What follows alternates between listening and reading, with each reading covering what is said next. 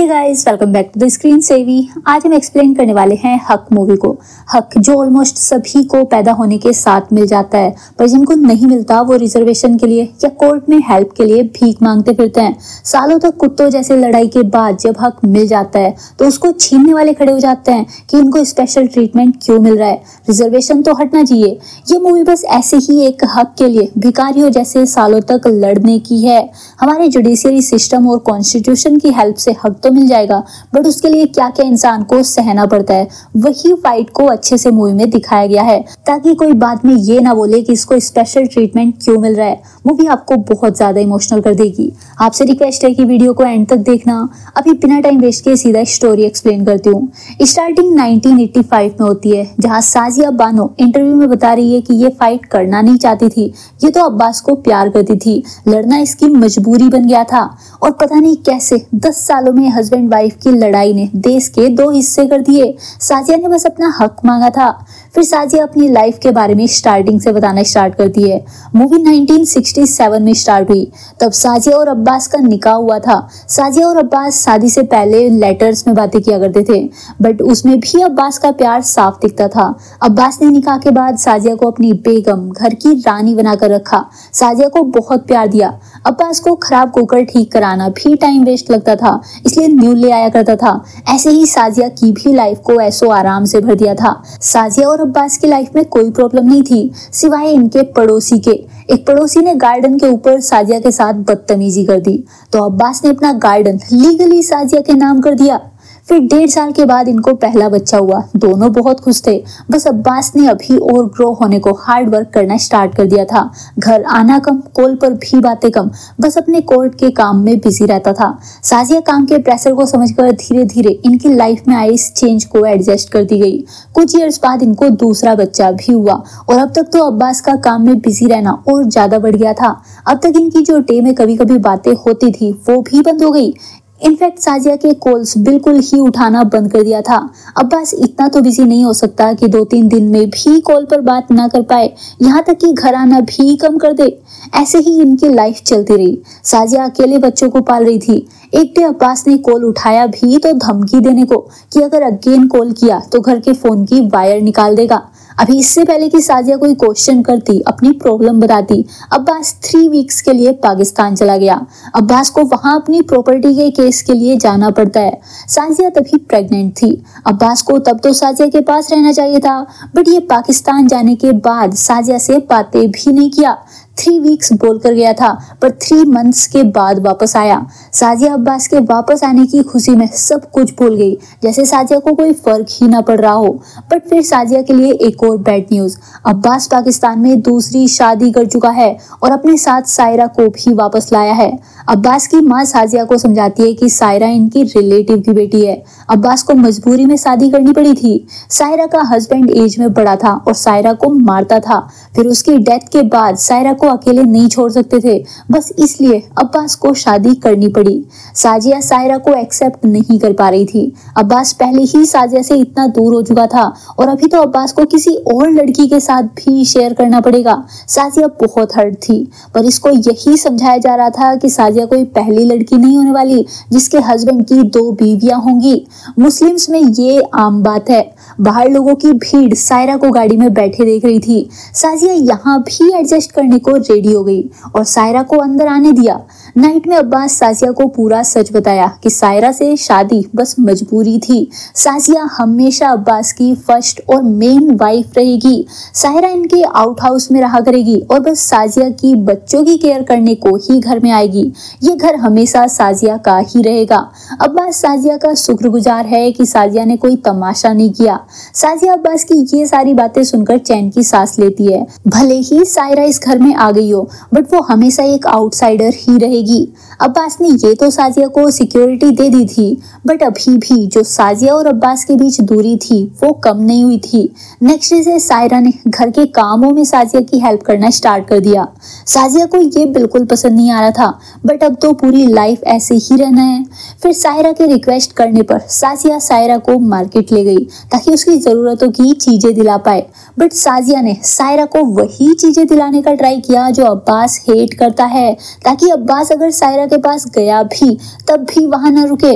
But ये चाल सायरा को समझ आ गई, क्योंकि ये अब्बास की सारी पसंद नापसंद अच्छे से जानती है। सायरा को अब तक साजिया एक आउटसाइडर फील करा रही थी, जिसको बस घर के एक कोने में जगह दे दी गई है।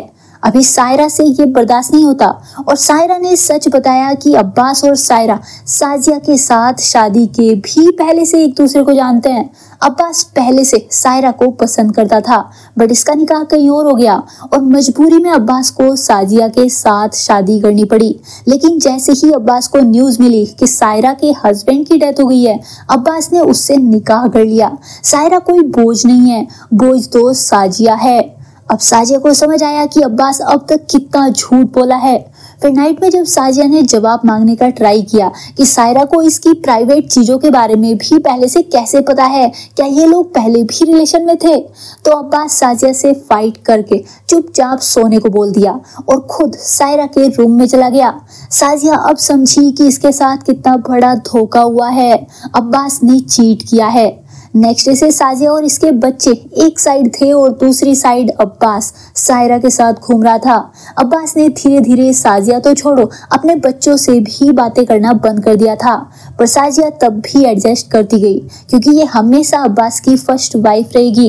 वो तो अब्बास चेंज नहीं करेगा, दूसरी औरत तो सायरा को ही बोला जाएगा। ऐसे ही टाइम बीतता गया और अभी सायरा माँ बनने वाली थी, जबकि अब्बास के पास साजिया और उसके बच्चों के लिए एक दिन भी नहीं होता था। फिर अपनी एनिवर्सरी वाले डे साजिया खुशी खुशी अब्बास से ये एक इवनिंग मांगने गई। साजिया इतने में ही खुश हो जाती, बट अब्बास ने आज भी साजिया को मना कर दिया और तमाशा ना करने को बोला। साजिया और इसके बच्चे घर के कोने में पड़े उन खराब कुकर के जैसे हो गए थे, जिनको अब्बास कभी देखता भी नहीं था, बस न्यू ले आता था। आज साजिया से बर्दाश्त नहीं हुआ, ये बच्चों को लेकर अपने पापा के घर रहने चली गई। अब्बास जब तक घर आया साजिया जा चुकी थी। अब्बास के लिए साजिया गलत है, क्योंकि वो जरूरतें पूरी होने के बाद भी चुपचाप नहीं रह रही। उधर साजिया अब्बास की कॉल या लेटर का वेट करती रही, बट अब्बास अपनी गलती मानने को रेडी ही नहीं था।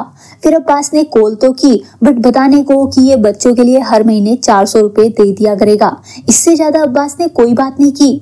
साजिया अभी सिलाई करके थोड़ा बहुत कमाने लगी थी, बट वो काफी नहीं था। एक साल बीतने के बाद अब्बास ने वो 400 रुपए भेजना भी बंद कर दिया। बच्चे बड़े होने के साथ साथ उनकी जरूरतें भी बढ़ रही थी। तब साजिया को मजबूरन बच्चों के लिए अब्बास के पास अगेन जाना पड़ता है। साजिया वही 400 रुपए मांगने आई थी, जैसा कि अब्बास ने वादा किया था, क्योंकि साजिया के बच्चों को अभी भरपेट खाना भी नहीं मिल पा रहा था। बट अब्बास को बच्चों से ज्यादा अपने और सायरा के न्यू बेबी की फिक्र थी। अब्बास साजिया को सही मुसलमान और नेक वफादार बीवी बनने को बोलने लगता है, नेक बीवी जो अपने शोहर की सारी बातें माने। अब्बास आज भी झूठ बोलते हुए सायरा और इसकी शादी को नेक काम का नाम दे रहा था और साजिया का घर छोड़कर जाना गद्दारी, जबकि अब्बास से ज्यादा कुरान साजिया ने पढ़ा है। साजिया अच्छे से जानती है कि कुरान के अकॉर्डिंग कौन नेक है और कौन नहीं। ये सारी बातें साजिया के फादर भी सुन रहे थे। उन्होंने काजी के पास जाकर उनसे हेल्प मांगने का ट्राई किया, बट काजी भी अब्बास की ही साइड लिया और पास्ट की बातें ना उठाने को बोलता है। काजी के अकॉर्डिंग अब्बास ने जो भी किया हो वो आदमी है और वो सही है, गलत साजिया है जो घर छोड़कर गई। साजिया को वापस जाना चाहिए। साजिया का साथ देने को कोई रेडी नहीं था सिवाय साजिया के फादर के। वे साजिया को ट्रस्ट दिलाए कि वो सही है और वे साजिया के साथ हमेशा रहेंगे। अभी साजिया कोर्ट जाने वाली थी, जानते हुए भी कि वहां से हेल्प मिलने में सालों तक लग सकता है। सोसाइटी प्रेशर झेलना पड़ेगा, बच्चों को भी कोर्ट जाना पड़ेगा और इनके कौम के लोग ही साजिया के अगेंस्ट हो जाएंगे, क्योंकि उनके अकॉर्डिंग मर्द सही है। फिर भी साजिया चुप नहीं रही और अपने हक के लिए लड़ने कोर्ट गई, बट कोर्ट में कोई इसका केस लेने को रेडी नहीं था, क्योंकि अब्बास बहुत बड़ा लॉयर है और सभी साजिया की पिटीशन सुनकर डर रहे थे। साजिया 1975 में अलीगढ़ सेक्शन कोर्ट में अपनी पिटीशन डाली थी, बट जज ने बिना लॉयर के ये केस सुनने से भी मना कर दिया। साजिया बोलती रही कि इसके बच्चों को पैसों की जरूरत है, बट उसका फादर देने को रेडी नहीं है। तब तो जज ने इसे मुस्लिम कोर्ट में जाने को बोल दिया, क्योंकि ये इनके कौम का मैटर है। बट साजिया के फादर काजी के पास ऑलरेडी जा चुके हैं, वहां कोई नहीं सुन रहा। तभी बेला कोर्ट में खड़े होकर जज को CRPC 125 के अंडर साजिया का केस लेने को बोलती है। 1975 में एक मुस्लिम केस सेक्युलर कोर्ट में लड़ना बहुत बड़ी बात थी। जब अब्बास को केस का पता चला तो ये बहुत गुस्सा हो जाता है। इस केस की वजह से घर पर पुलिस भी आ सकती थी, इसलिए अब्बास साजिया को बात करने बुला लेता है। साजिया को लगा कि अब तो प्रॉब्लम सॉल्व हो जाएगी। फाइनली अब्बास बुला लिया है, बट अब्बास तो तलाक देने को बुलाया था। आज अब्बास एक्सेप्ट किया कि ये सायरा के साथ पहले से था। फिर साजिया के कोर्ट जाने की सजा के तौर पर उसे डिवोर्स दे दिया। CRPC 125 के अंडर सिर्फ वाइफ ही केस कर सकती है। अब तलाक हो गया है तो केस अपने आप कैंसिल हो जाएगा। साजिया कोर्ट जाने की अपनी गलती मानकर घर में बैठ गई। फिर बेला साजिया से मिलने आई। साजिया बेला को पूरी बात बताई और ये भी कि भले ही अब्बास 3 बार तलाक तलाक तलाक बोलकर इसे छोड़ दिया हो, बट ये तलाक कुरान और शरीयत के अकॉर्डिंग वैलिड नहीं है। साजिया आज भी अब्बास की वाइफ ही है। अब्बास तो खुद शरीयत को अच्छे से नहीं जानता। साजिया के फादर एक मौलवी हैं जो बच्चों को कुरान पढ़ाते हैं। उन्होंने साजिया को कुरान अच्छे से पढ़ाया हुआ है। तो अभी बेला साजिया को अगेन फाइट बैक करने को बोलने लगती है। साजिया ने कोर्ट जाकर कोई गलती नहीं की, इसे अपने बच्चों के हक के लिए आवाज उठानी ही होगी। साजिया अपनी जगह सही है। फिर अलीगढ़ कोर्ट की फर्स्ट हियरिंग पर बेला ने कोर्ट में शरीयत और कुरान की बातें बताना स्टार्ट किया, जिनके अकॉर्डिंग अब्बास का डिवोर्स देना वैलिड नहीं है।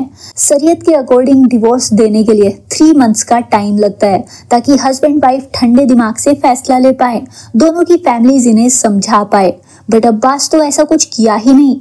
अब्बास बेला और साजिया की सारी बातें बकवास बता रहा था। और जज तो सेक्युलर है, जिसको कुरान के अकॉर्डिंग नहीं कॉन्स्टिट्यूशन के अकॉर्डिंग जजमेंट देना है, इसलिए वो शरीयत के नियमों को नहीं सुन सकता था। इसलिए साजिया को मुस्लिम बोर्ड में जाने का ऑर्डर दे दिया गया।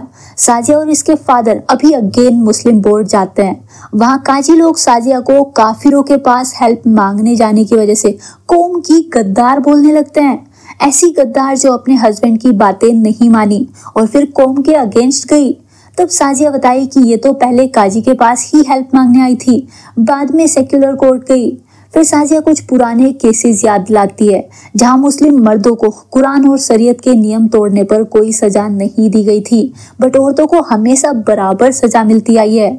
गद्दार तो ये काजी लोग हैं जो कुरान और शरीयत के नियमों को अपने अकॉर्डिंग चला रहे हैं, जैसे ये लोग खुद अल्लाह हो। साजिया की सारी बातें काजियों को बिल्कुल पसंद नहीं आई और उसे कौम की गद्दार बताकर कोर्ट से निकाल दिया गया।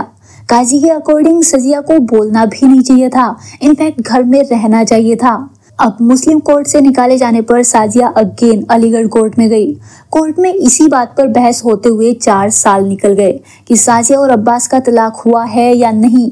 4 सालों तक बस 400 रुपए महीना पाने को साजिया कोर्ट के चक्कर लगाती रही। अब्बास 70,000 रुपए महीना कमाता है। अब्बास के लिए 400 रुपए देना कोई बड़ी बात नहीं थी। सायरा भी चाहती थी कि अब्बास साजिया की और उसके बच्चों की हेल्प करके बात को यहीं खत्म करे, बट अब अब्बास अपनी ईगो में साजिया को झुकाना चाहता था।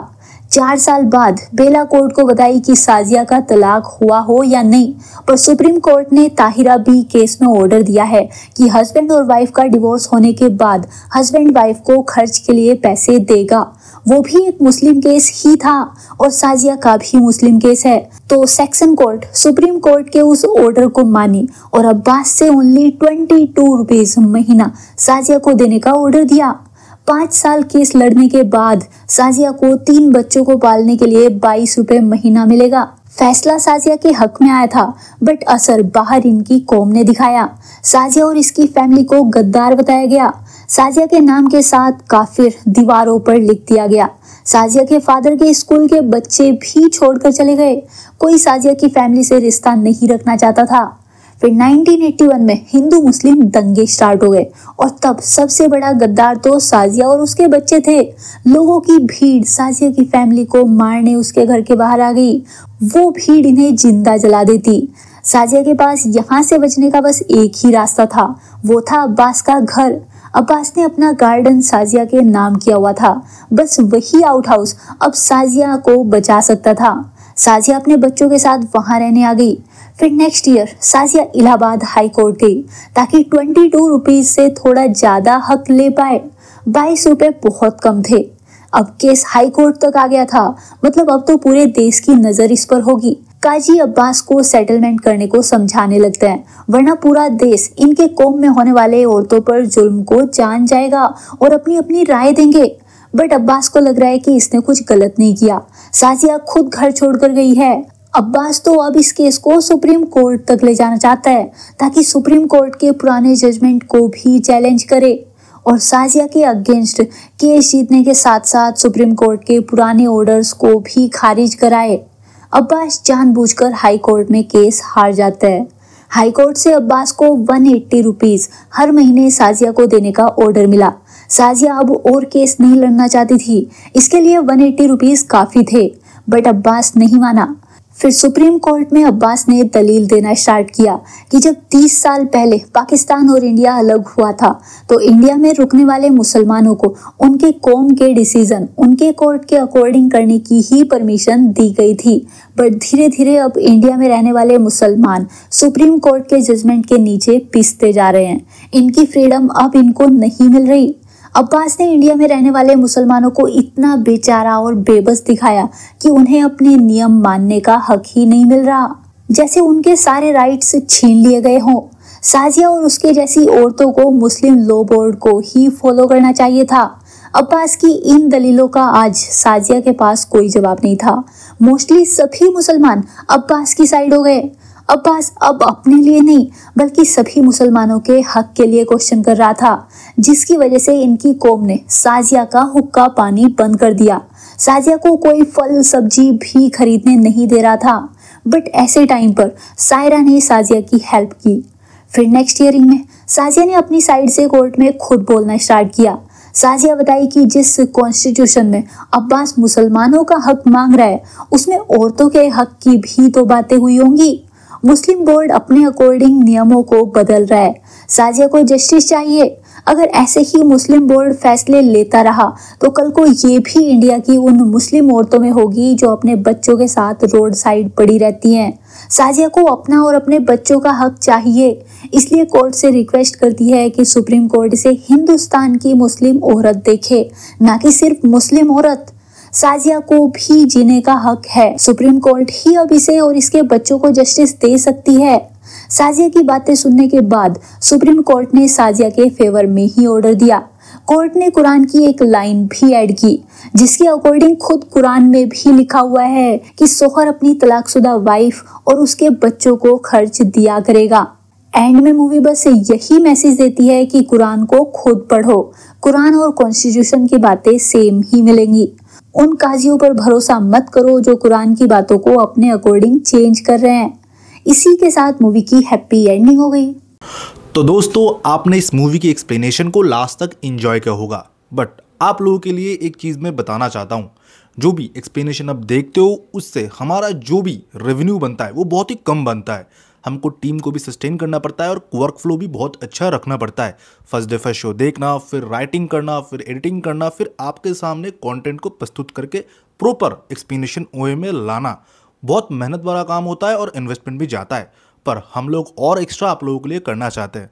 हमने अभी नया एक इंडस्ट्री पकड़ा है जो कि है शॉपिंग इंडस्ट्री, जहाँ पर हमको पता है कि बहुत ज़्यादा शॉपिंग एंथुसियास्ट जो कि ऑनलाइन शॉपिंग करते हैं वो बहुत बढ़ चुका है ऑफलाइन से।